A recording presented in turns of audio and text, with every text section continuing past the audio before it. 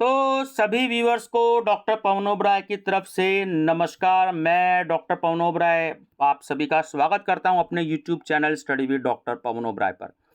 तो पूरे उत्तर प्रदेश में अकाउंटिंग फॉर मैनेजर्स का पेपर जो है वो आ गया है बीकॉम 6 सेमेस्टर में, और सभी यूनिवर्सिटीज़ में लगभग पढ़ाई स्टार्ट हो गई है और 2 ढाई महीने बाद एग्जाम्स भी स्टार्ट होने वाले हैं। तो बीकॉम 6 सेमेस्टर अनसोल्ड पेपर के नाम से प्लेलिस्ट बनाई है।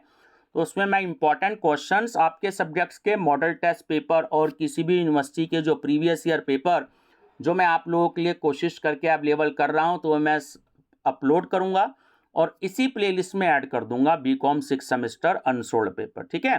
तो अकाउंटिंग फॉर मैनेजर्स की बात हो या मैनेजमेंट अकाउंटिंग की बात हो, तो बात एक ही है, केवल सब्जेक्ट का नाम चेंज है, सिलेबस चेंज है। तो आप सिलेबस सेम है, तो आप स्टूडेंट्स कंफ्यूज मत होइएगा। तो ये उत्तराखंड ओपन यूनिवर्सिटी का पेपर है, अकाउंटिंग फॉर मैनेजरियल डिसीजंस या अकाउंटिंग फॉर मैनेजर्स या मैनेजमेंट अकाउंटिंग।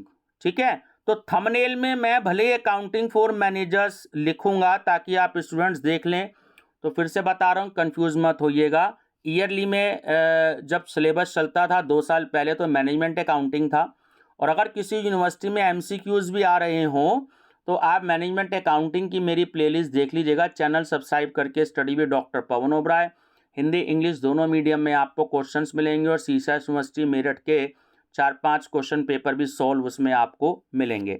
चलिए, जो 2023 का पेपर है, ये क्या क्या क्वेश्चंस आए थे एक नज़र डालते हैं इसमें। तो सबसे पहले लॉन्ग आंसर टाइप क्वेश्चंस। तो नंबर फर्स्ट, ये क्वेश्चन आना ही आना है, फर्स्ट चैप्टर है कि discuss the main functions of management accounting and explain how does it help in solving managerial problems in की एरियाज ऑफ बिजनेस। प्रबंधकीय लेखांकन के प्रमुख कार्यों की व्याख्या कीजिए और यह समझाइए कि व्यवसाय के मुख्य क्षेत्रों में आने वाली प्रबंधकीय समस्याओं के समाधान में यह कैसे सहायता करता है। बहुत इंपॉर्टेंट क्वेश्चन है। Second, what ratios would you use to measure? Number first, probability. Number second, liquidity. Number third, solvency of a concern. Give formulas for computing these ratio, है ना। Explain also with example. तो एक व्यवसायिक संस्थान की लाभदायकता, तरलता और शोधन क्षमता के मापन के लिए आप किन अनुपातों का उपयोग करेंगे?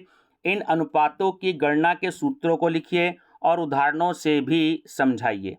नंबर थर्ड देखिए, क्वेश्चन दे दिया है कि from the following information calculate cash flow from operating activities for the year ending 31 March 2021।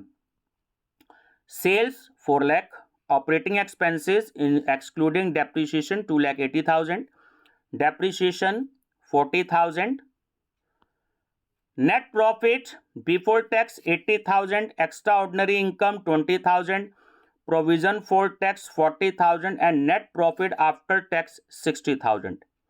Additional information included in operating expenses is loss on sale of machine rupees 8,000, actual taxes paid in respect of 2019-20 rupees 36,000, and third है following are the balances of current items. तो current items में एक तरफ तो 31 मार्च 2020 और 31 March 2021 के data आपको दोनों ईयर के गिवन है। डेटर्स 32,000 एंड 24,000, इन्वेंट्रीज या स्टॉक 26,000 एंड 28,000 और क्रेडिटर्स 36,000 और 34,000। ठीक है स्टूडेंट्स। तो आप वीडियो को दोबारा भी सुन सकते हैं, अगर आपको न्यूमेरिकल सॉल्व करना है प्रैक्टिस के लिए तो आप वीडियो को दोबारा सुन लीजिएगा। ठीक है। चलिए, तो एक न्यूमेरिकल आपका कैश फ्लो स्टेटमेंट का आ गया, तो दोनों आपके सिलेबस में है, fund flow and cash flow. चलिए, बड़ा ही इंपॉर्टेंट न्यूमेरिकल है, ब्रेक इवन पॉइंट का आना ही आना है। ठीक है, मेरा भी फेवरेट चैप्टर है। आप मेरी प्लेलिस्ट विजिट कर लीजिएगा, ब्रेक इवन पॉइंट। तो उसमें मैंने जो है काफ़ी सारे क्वेश्चन सॉल्व करवा रखे हैं, कोरोना टाइम में वीडियो बनाई थी। तो आप मैनेजमेंट अकाउंटिंग की प्लेलिस्ट देखिएगा और ब्रेक इवन पॉइंट की प्लेलिस्ट देखिएगा, आपको काफ़ी हेल्प मिलेगी उन प्लेलिस्ट में। ठीक है।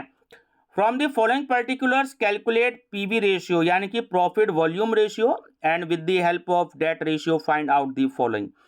Fix cost, contribution for both periods, variable costs for 2018 and 19, profit when sales are rupees 2 lakh, sales required to earn a profit of rupees 40,000। ठीक है, तो बहुत ज़्यादा टिपिकल नहीं है, काफ़ी इजी न्यूमेरिकल है। और सेल्स देखिए आपसे कहा है तो 2 ईयर की गिवन है, sales to have a contribution of rupees 80,000। तो 2018 यानी सेल्स है 2,40,000 और 2090 की हो गई 2,80,000। ऐसे प्रॉफिट हो गया 2018 का 18,000 और 2019 का हो गया 26,000। तो बहुत इजी न्यूमेरिकल है, आप इसको सॉल्व करिएगा। ठीक है व्यूअर्स, चलिए प्लेलिस्ट देखिएगा मेरी, आपको न्यूमेरिकल की हेल्प मिलेगी ब्रेक इवन पॉइंट की।